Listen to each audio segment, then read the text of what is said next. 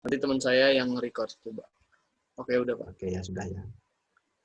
Ini masih ada yang kameranya mati ini. Eminta, Fahri, Maudi, Sultan, Weinberg.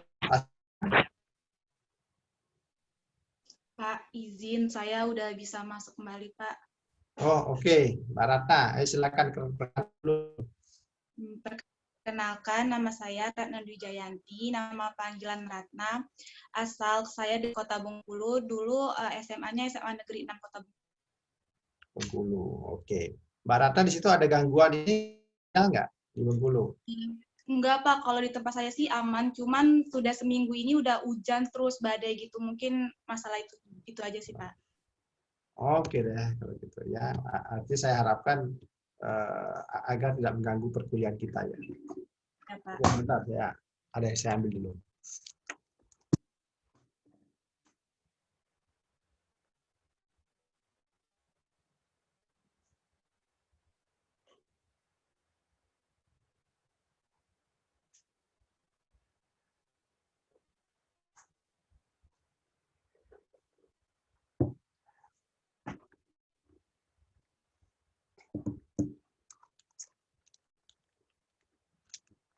Oke, ya. Oke, kita mulai ya perkuliahannya.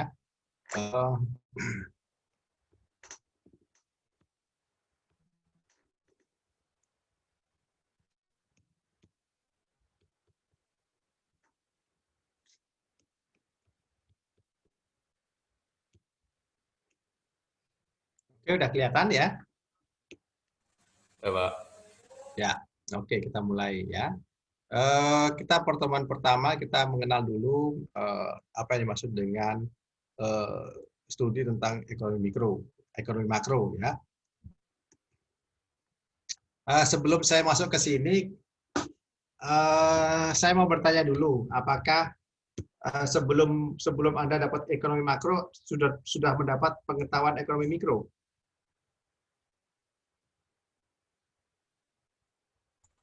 Sudah Pak. Sudah, Pak. Sudah ya. Nah, sekarang saya ingin bertanya, kira-kira apa sih yang membedakan ekonomi mikro dengan ekonomi makro? Mungkin kalau mikro itu mempelajarinya secara individual Pak. Kalau makro secara menyeluruh gitu Pak. Maksudnya individual dan menyeluruh itu yang gimana maksudnya? Misalnya kalau mikro itu membahas kayak tentang perusahaan gitu, gimana cara dia agar bisa mendapat saya nggak tahu gimana cara dia bisa dapat keuntungan gitu. Terus juga mempelajari tentang labor gitu Pak. Jadi secara individu-individu. Tapi kalau makro itu secara keseluruhan gitu Pak. Keseluruhan yang mana? Misalnya kalau perusahaan itu berarti nggak cuma, saya juga masih belum ngerti sih. Jadi dia secara perusahaan tapi semua perusahaan gitu Pak. Jadi nggak cuma satu-satu gitu, nggak cuma per individu. Mungkin seperti itu sih Pak. Oke. Ya, lanjut. Ada lagi? Ada lagi yang mau nambahkan? Apa perbedaan ekonomi makro dan ekonomi mikro? Izin Pak. Ya, Fahri. Jadi kalau menurut saya tambahannya kan tadi makro kan besar ya Pak. Jadi mempelajari ilmu ekonomi secara menyeluruh, benar kata Christopher. Menyeluruhnya seperti apa? Jadi skalanya besar seperti mengukur tingkat pengangguran dan kebijakan-kebijakan lainnya. Terus kalau dia ekonomi mikro ini hasilnya Pak. Jadi kayak membuat kebijakan agar kebijakan-kebijakan pada ekonomi ke depannya itu akan menjadi lebih baik lagi ke depannya. Oke, Mas Fahri. Ada lagi yang lain? Ada yang mau nambahkan?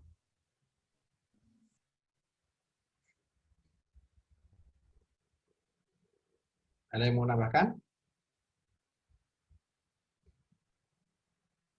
Kalau dari tujuan studi ekonomi mikro dengan makro, kira-kira apa yang membedakan? Kira-kira kalau dari tujuan studinya misalnya. Mengapa dibedakan antara ekonomi mikro dengan kira-kira dari tujuan studinya kira-kira apa? Apa yang dilihat dari ekonomi mikro? Apa yang dilihat oleh ekonomi makro?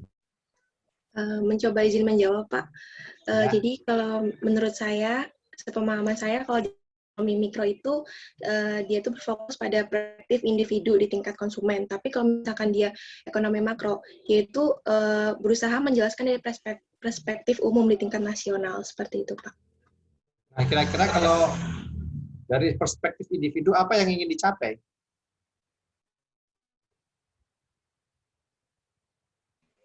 Keuntungan mungkin, Pak. Keuntungan siapa? Keuntungan untuk suatu perusahaan, misalnya. Keuntungan perusahaan.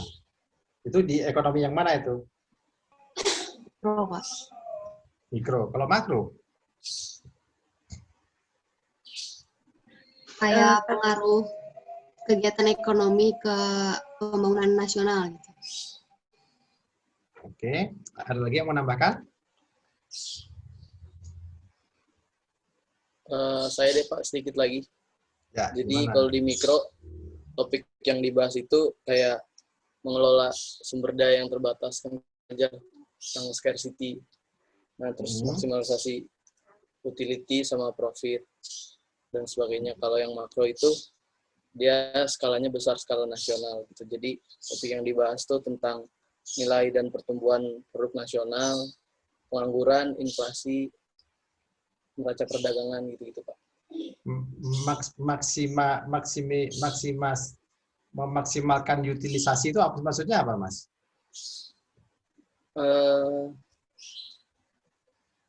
Maksimalisasi utility berarti gimana caranya sebuah perusahaan itu kegunaan yang utility itu kegunaan atau manfaat itu yang terbesar gitu Pak. Mungkin seperti itu. Oke, ya. Kalau kita lihat di situ ya,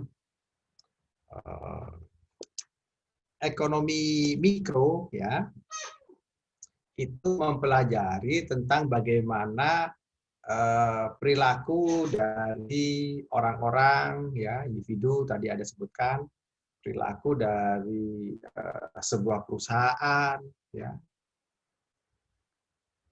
dalam rangka memaksimalkan keuntungan ya, atau dalam rangka memaksimalkan manfaat, memaksimalkan kepuasan ya.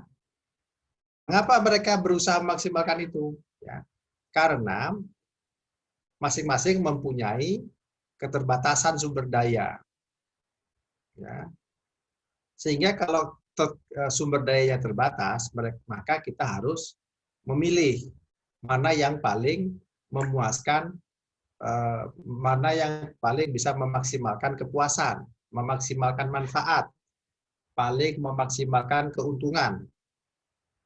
Ya. Kalau saya sekarang punya uang 20.000 ya, saya mau pilih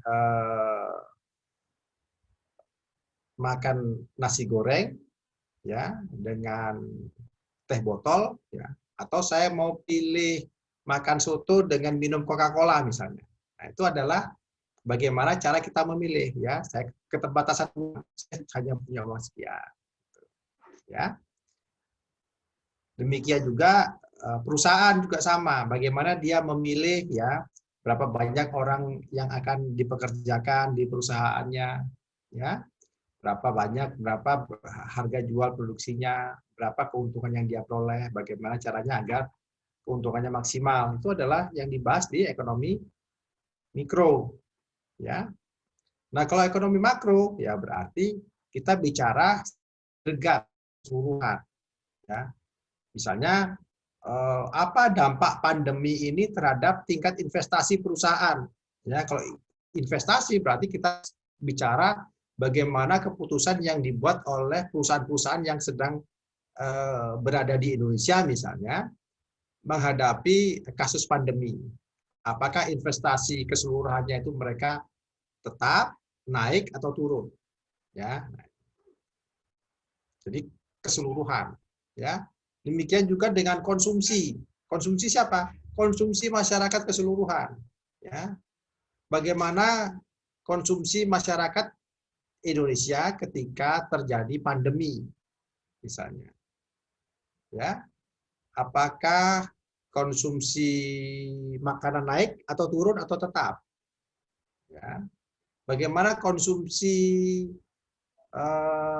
transportasi misalnya? Ya. Kalau dilihat, misalnya kalau ditinjau ternyata konsumsi makanannya tetap tidak terpengaruh. Kita break dulu ya, ada suara azan ya. Baik, Pak. Baik, Pak. Ketika kita bicara ekonomi makro, maka kita akan lihat sekarang bagaimana keputusan yang dibuat oleh seluruh rumah tangga, bagaimana keputusan yang dibuat oleh seluruh perusahaan dalam melakukan investasi, kemudian bagaimana keputusan-keputusan itu berinteraksi dengan misalnya keputusan dari pemerintah dalam mengelola APBN. Ya, APBN kan besar juga nilainya, ya, anggaran pemerintah. Ya, jadi bagaimana terkait dengan pengaruh dari kebijakan pemerintah, misalnya pemerintah menerapkan anggaran defisit, di mana anggaran defisit itu pemerintah membiayai belanjanya dengan utang. Apa pengaruhnya terhadap perekonomian? Ya, kemudian dikaitkan dengan tingkat inflasi misalnya, dikaitkan dengan kebijakan pemerintah mendorong pajak misalnya, ya,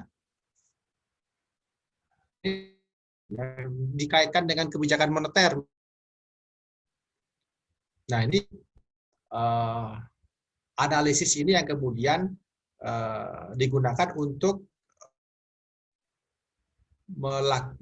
melihat pengaruhnya terhadap perekonomian. Ya. Misalnya mengukur tingkat pertumbuhan ekonomi, ya, tingkat pendapatan nasional. Ya. Jadi tujuannya adalah kalau di ekonomi mikro itu adalah mengukur ya bagaimana perekonomian ya dikelola agar bisa mencapai tujuan misalnya untuk meningkatkan kemakmuran negara, ya, meningkatkan pendapatan nasional, meningkatkan pendapatan per kapita. Nah, ini adalah yang ingin dicapai oleh ekonomi makro, ya, bersifat luas, ya, menyeluruh agregat, ya, tidak orang per orang. Nah, ini adalah yang dibahas dalam ekonomi makro.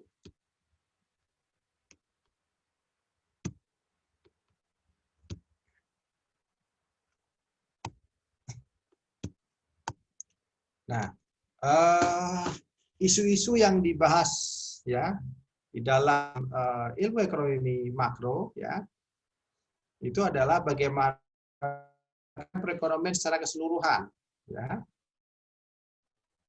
Misalnya apa penyebab resesi ya seperti sekarang ya pemerintah mengalami resesi. Kondisi sekarang disebut resesi. Kemudian bagaimana cara pemerintah untuk mengatasi itu? Ya, apa strateginya? Ya. Kemudian adalah contoh lain misalnya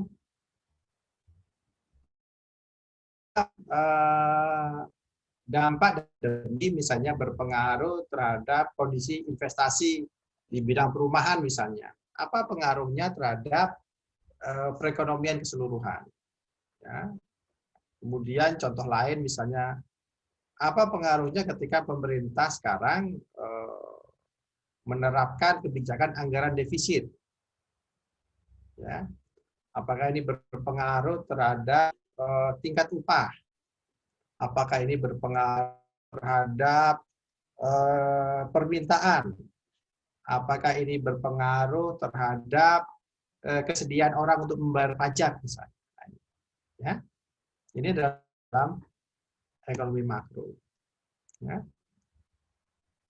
Kemudian kita bisa gunakan analisis yang lebih luas lagi, misalnya kita menggunakan analisis ini untuk misalnya untuk mengamati tingkat hidup suatu negara. Mengapa tingkat hidup suatu negara itu berbeda-beda? Ya, ada yang pendapatannya besar, ada yang pendapatannya kecil. Gitu ya. Kenapa biaya hidup itu selalu naik terus? Ya.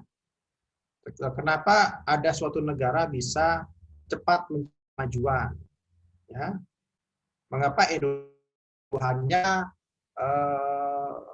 tetap stabil, ya, tidak mengalami kenaikan. Mengapa ada negara yang sudah lama berdiri tapi tetap miskin meskipun sumber dayanya banyak misalnya. Nah, ini, ya.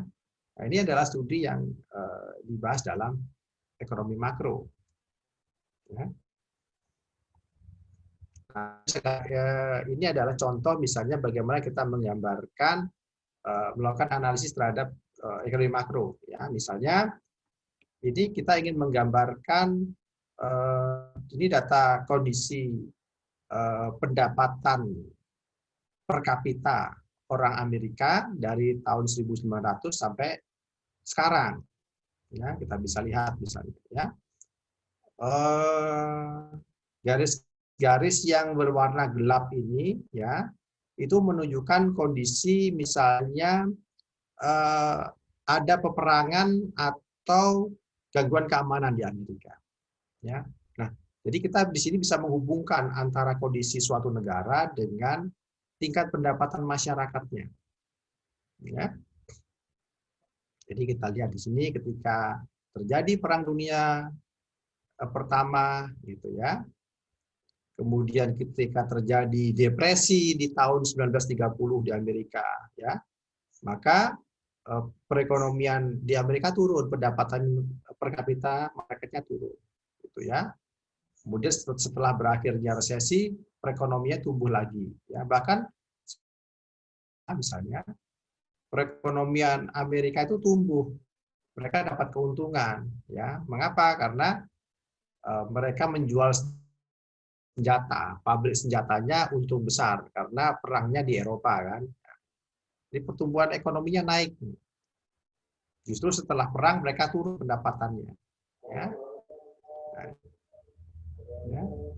Nah, kemudian yang terakhir di krisis tahun 2008-2009 misalnya, ya sempat kemudian naik lagi.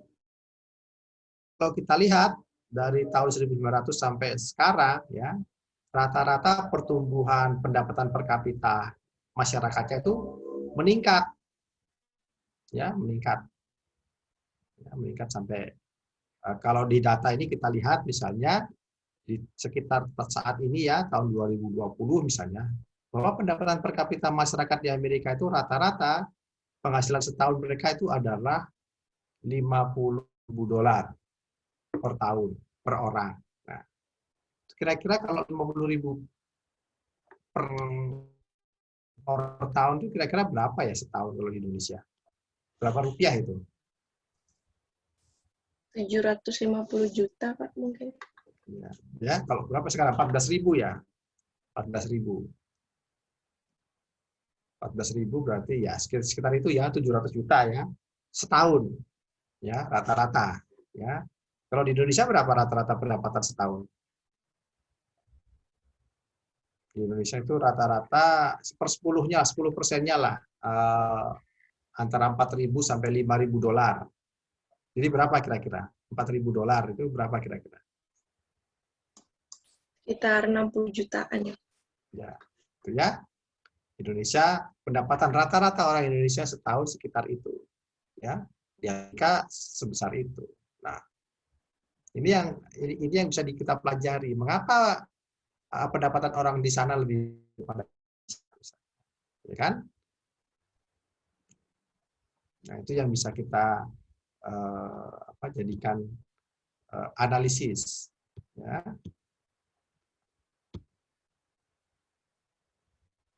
Kemudian juga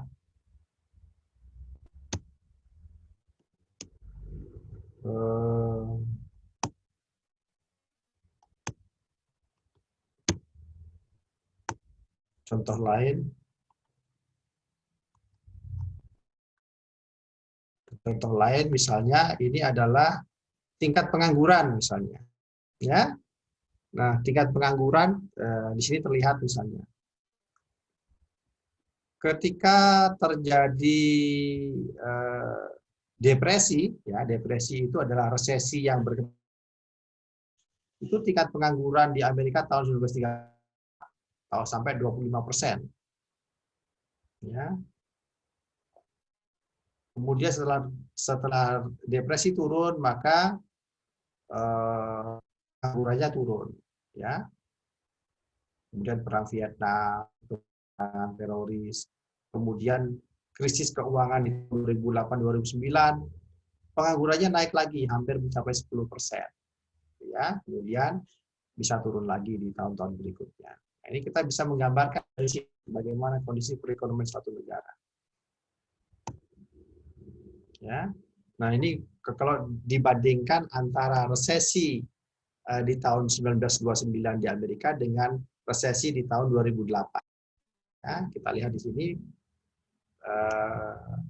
resesi di tahun 1929 itu kondisinya lebih parah daripada resesi di tahun 2008. Ya, mengapa demikian? Ya, karena mungkin di tahun 1929 kita belum banyak mempunyai alat-alat analisis yang digunakan untuk mengatasi depresi. Ya, namun di tahun 2008 ya terjadi resesi, depresi, tapi dengan ilmu makroekonomi yang sudah semakin berkembang, maka segera pulih dan tidak seberat di tahun 1929.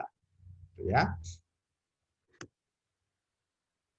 Nah, kemudian kalau kita lihat misalnya apa dampak dari resesi, ya pengaruhnya terhadap tingkat pengangguran, ya ketika di tahun 2009 Anda lihat di sini, ya dari 2007 sampai 2009 karena krisis keuangan, ya pengangguran meningkat sampai hampir 10%, ya dan setelah resesi itu berakhir maka pengangguran bisa ya perlahan turun, ya kembali menuju ke rata-rata jangka panjangnya.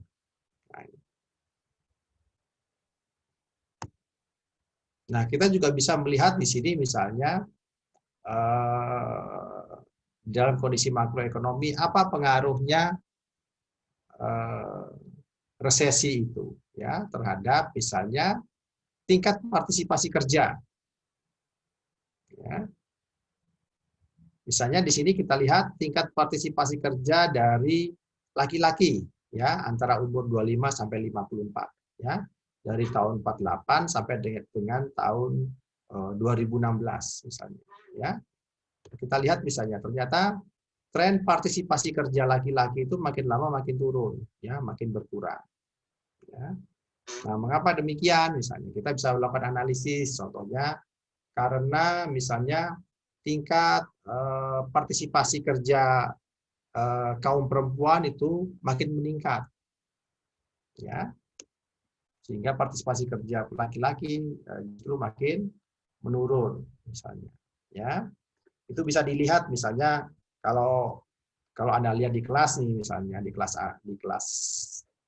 kelas kita misalnya ya Anda lihat misalnya jumlah siswa perempuan yang menempuh kuliah itu jumlahnya hampir sama jumlahnya dengan laki-laki gitu ya kalau beda dengan zaman saya dulu jumlah perempuan itu di kelas itu mungkin sedikit ya mungkin hanya 10%, 15% ya dari jumlah siswa kelas ya namun sekarang semakin banyak perempuan juga banyak yang bersekolah berpendidikan tinggi mengejar karir juga sama ya nah ini bisa digunakan untuk analisis ya nah sekarang kita lihat bagaimana caranya para ahli ekonomi itu melakukan analisis. Bagaimana caranya menggambarkan suatu permasalahan yang kompleks itu, ya, itu bisa dilakukan analisis. Ya. Nah, mereka menggunakan model. Ya. Model ini adalah untuk menyederhanakan suatu masalah yang kompleks. Ya. Sehingga bagian-bagian yang tidak relevan itu dikeluarkan dari pengamatan. Ya.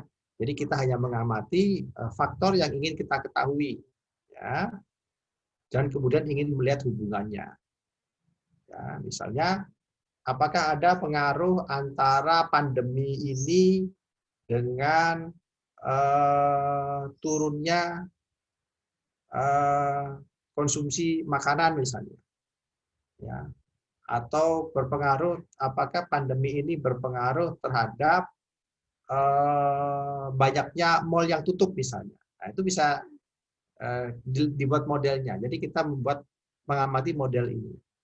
Ya. Nah, kita lihat hubungannya, variabel-variabelnya. Ya. Kemudian setelah kita lihat pengaruhnya, barulah kita jelaskan, ya,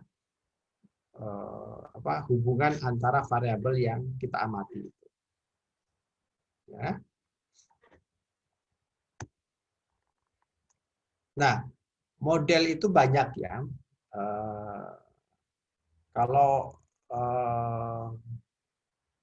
misalnya model itu contohnya begini, misalnya kalau Anda ingin pergi dari Jakarta ke Bengkulu misalnya, ya, Anda bisa menggunakan peta misalnya ya untuk melihat Anda akan lewat mana, ya. Peta itu adalah model juga. Ya.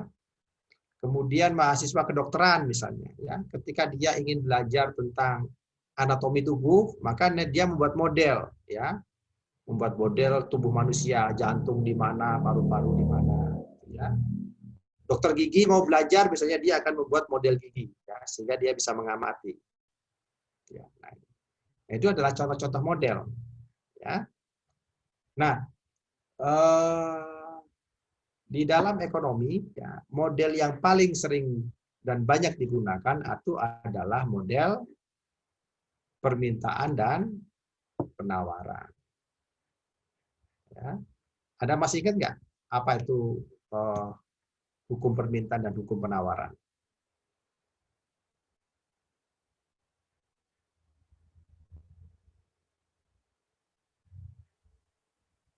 Anda masih ingat nggak?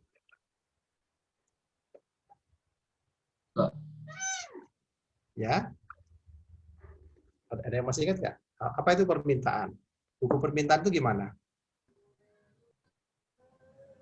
Yang semakin tinggi harga barang, maka permintaan bakal semakin turun. Begitu sebaliknya, kalau misalnya harga semakin turun, permintaan akan semakin naik. Berbeda sama penawaran. Kalau penawaran gimana, Mas?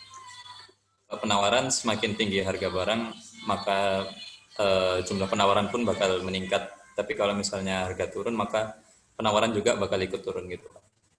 Penawaran, jumlah barang yang ditawarkan juga akan ikut turun, gitu ya.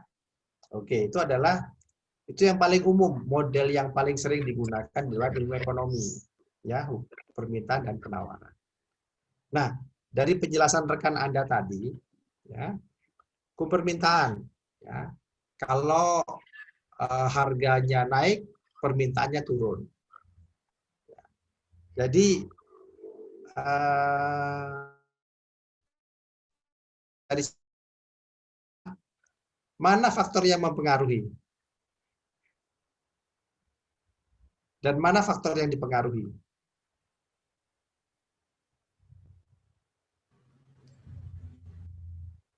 Kalau harga naik, maka permintaan jumlah barang turun. Kalau harga turun, maka jumlah permintaan barang akan naik. Maka mana faktor yang mempengaruhi? Harga, Pak. Harga. Faktor yang dipengaruhi? Permintaan. Jumlah barang permintaan. Ya, nah, inilah yang disebut kalau ketika kita membuat model, ya, ketika kita membuat model, inilah yang disebut dengan faktor eksogen. Eksogen itu adalah faktor yang mempengaruhi. Eksogen itu disebut juga dengan input atau variabel bebas. Ya.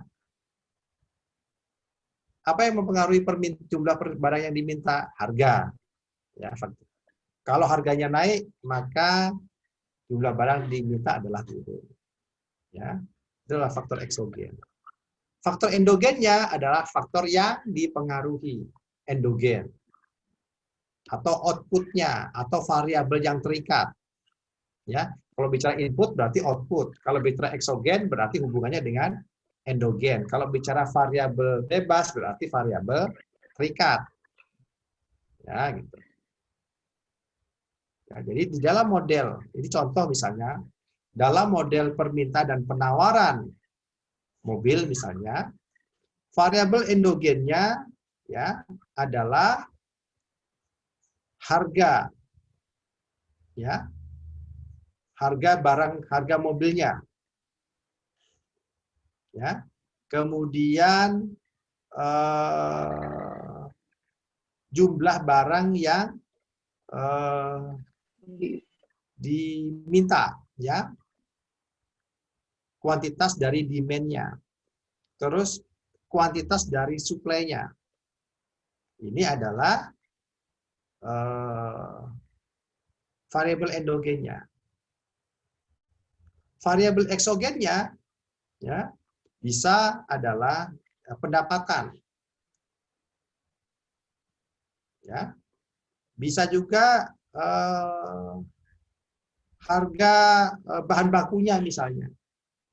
Ya, nah ini adalah variabel eksogen. Ya, misalnya harga bahan baku, ya, kenaikan harga bahan baku akan mendorong kenaikan harga mobil, misalnya. Ya, berarti variabel eksogennya ya adalah harga bahan baku berpengaruh terhadap kenaikan harga mobil. Ya, nah, ini contohnya. Ya, ini kalau kita mau menggambarkan suatu model. Ya.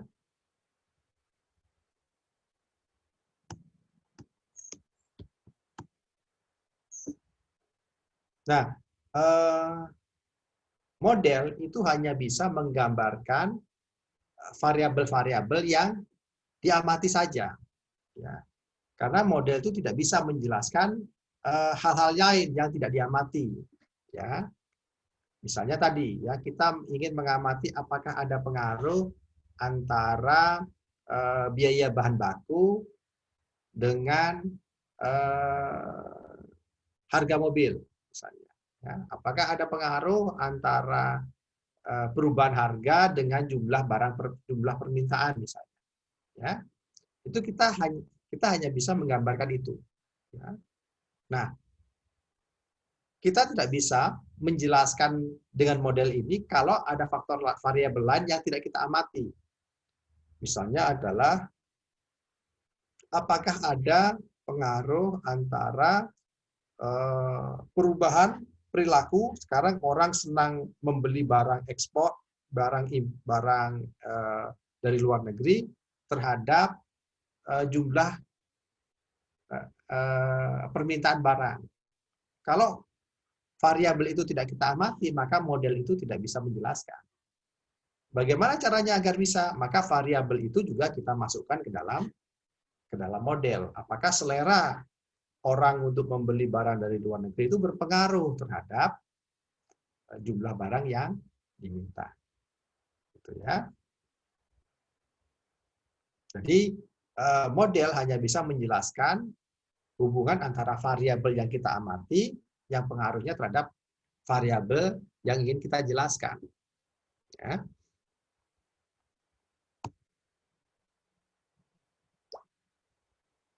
Jadi di dalam buku ini nanti ketika kita mau belajar tentang inflasi, tentang tingkat pengangguran, tentang pertumbuhan ekonomi, tentang jumlah uang beredar, maka kita akan banyak menggunakan berbagai macam model.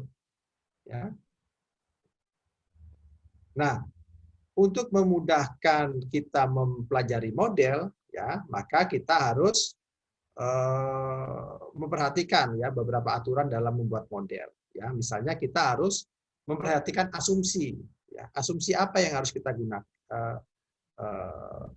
Kita gunakan. Ya, misalnya kalau kita ingin mengamati perubahan harga logam besi terhadap harga mobil misalnya, ya.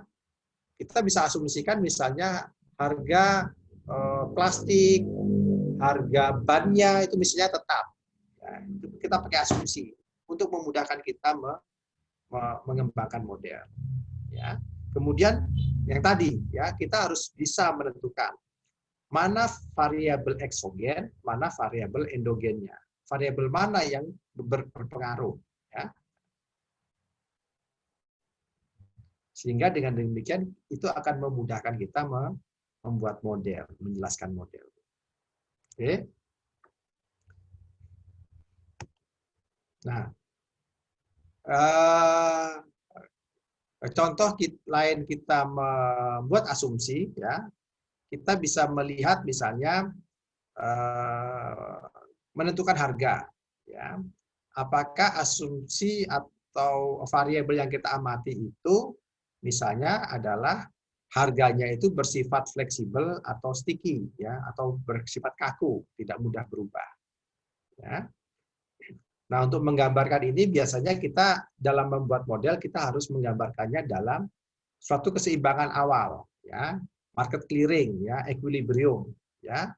Jadi kita asumsikan, ya, bahwa ada keseimbangan antara permintaan dan penawaran, ya, terlebih dahulu. Dalam keseimbangan itu kita gambarkan pada suatu tingkat harga tertentu misalnya dan pada jumlah tertentu itu adalah tingkat keseimbangannya. Ya.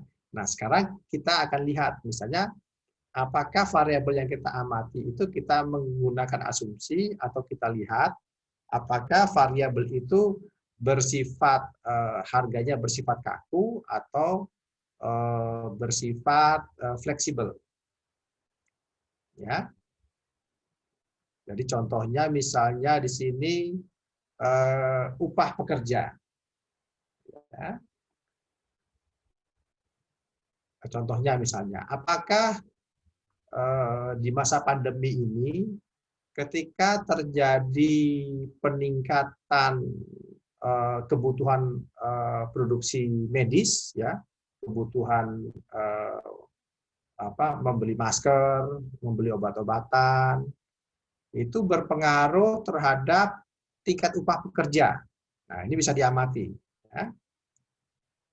Kalau ternyata kenaikan harga produksi obat-obatan itu tidak berpengaruh terhadap upah pekerja di bidang kesehatan, berarti harga atau upahnya itu bersifat kaku, ya, tidak terpengaruh. Ya. Kemudian harga majalah juga misalnya, ya. Atau contoh lain misalnya, ketika harga bahan bakar naik misalnya, ya, saya tanya, ketika harga bahan bakar naik, apakah itu berpengaruh terhadap kenaikan harga makanan? Bisa jadi, Pak. Bisa jadi, Ya, Pak. bisa jadi. Berarti yang kita amati adalah ketika harga bahan bakar naik, harga makanan menjadi lebih mahal. Berarti yang kita amati ini adalah harga yang bersifat fleksibel. Ya. Nah, sekarang pertanyaan berikutnya. Apakah ketika harga BBM naik, itu harga sewa kos-kosan akan naik? Enggak, Pak. Tidak, Pak. Apakah mungkin akan naik? Enggak, Pak, menurut saya. Apakah terus-terusan nggak naik-naik? Naik deh, Pak, dikit. Naik, Pak. Naiknya cepat apa lama? Lambat, Pak. Lambat. Lambat. Apa lambatnya seberapa? Seminggu? 2 minggu? Bertahun-tahun.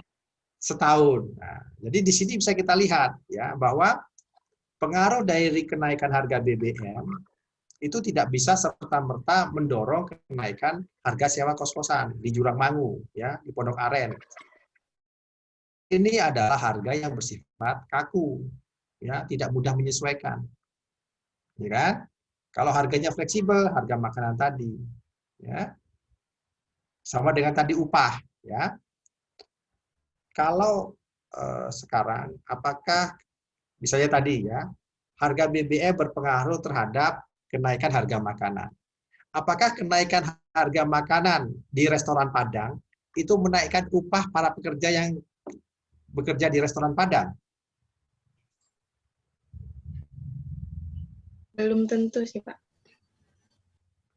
Ya, sekarang nih, penjualan nasi Padang naik nih, harganya naik nih. Ya.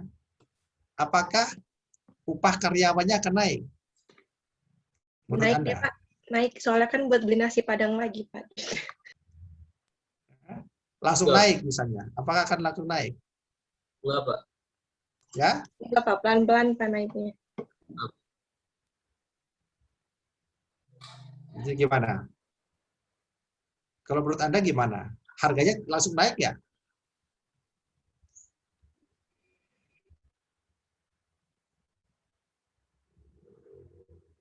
Ya? Ya? Apakah ketika utang pemerintah semakin besar atau pajak yang diterima pemerintah semakin besar, itu bisa langsung meningkatkan upah pegawai negeri misalnya? Enggak, Pak. Enggak, Pak. Ya, jadi kita bisa membedakan ya. Jadi kalau upah misalnya, dia itu cenderung kaku, tidak mudah menyesuaikan. Tapi ada juga harga yang cenderung fleksibel, mudah menyesuaikan. Ya, karena dia segera menyesuaikan dalam jangka pendek. Namun dalam jangka panjang tidak bisa. Ya, sama dengan tadi saya contohkan. Ya, jadi itu adalah, jadi kalau menggambarkan suatu model kita harus bisa memahami variabel-variabel itu.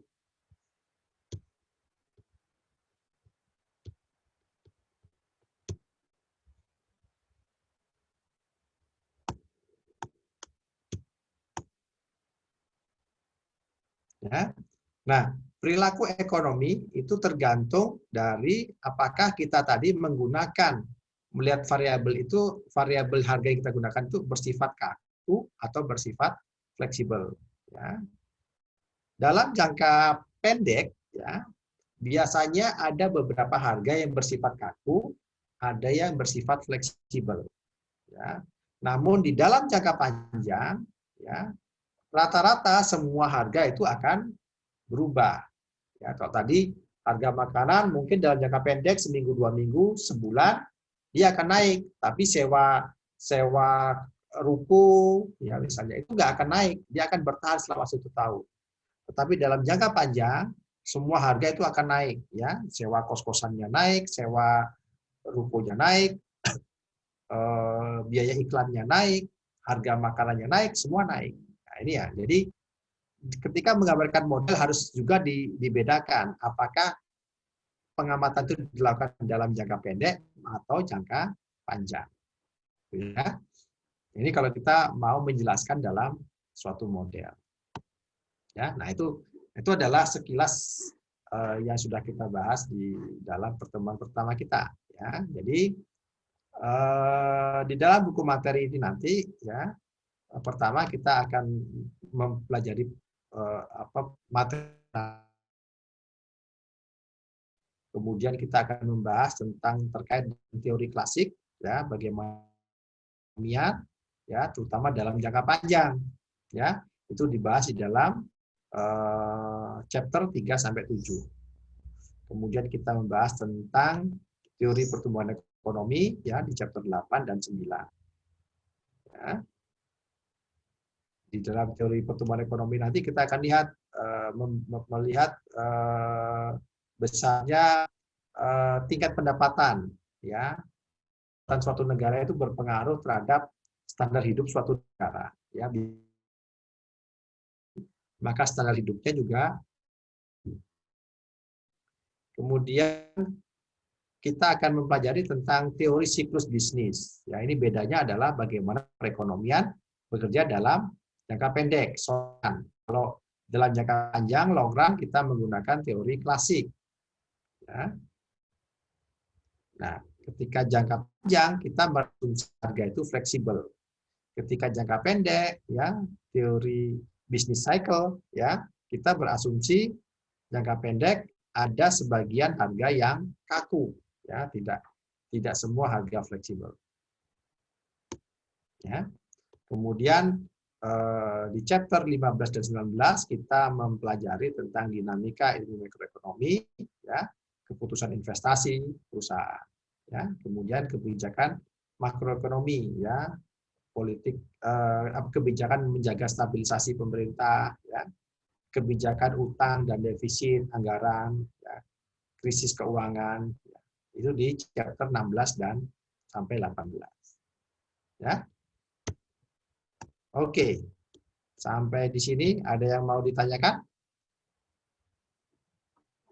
Ada yang mau didiskusikan?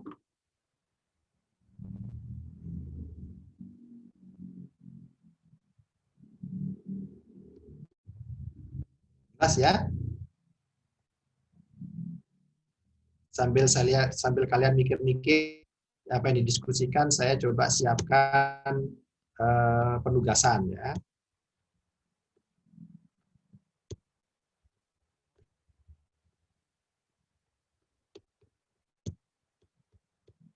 Ini kelas 43.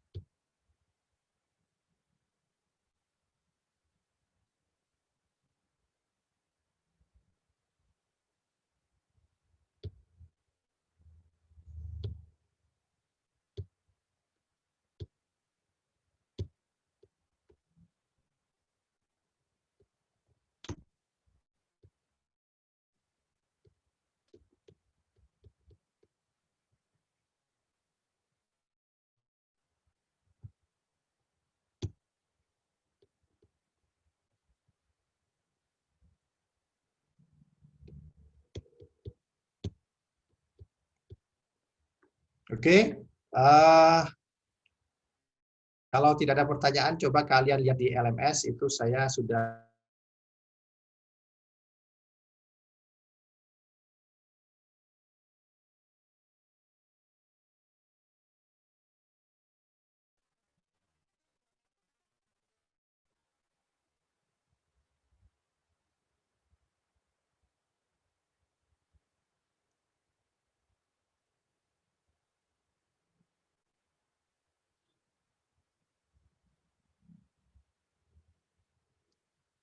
gimana? Sudah bisa diakses? Lagi open di Word dulu, Pak.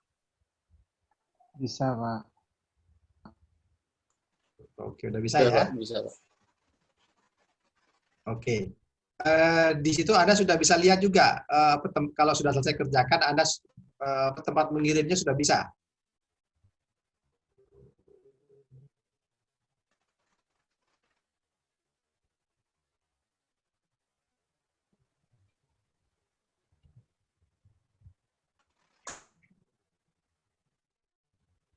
Sudah bisa, Mas, Mbak?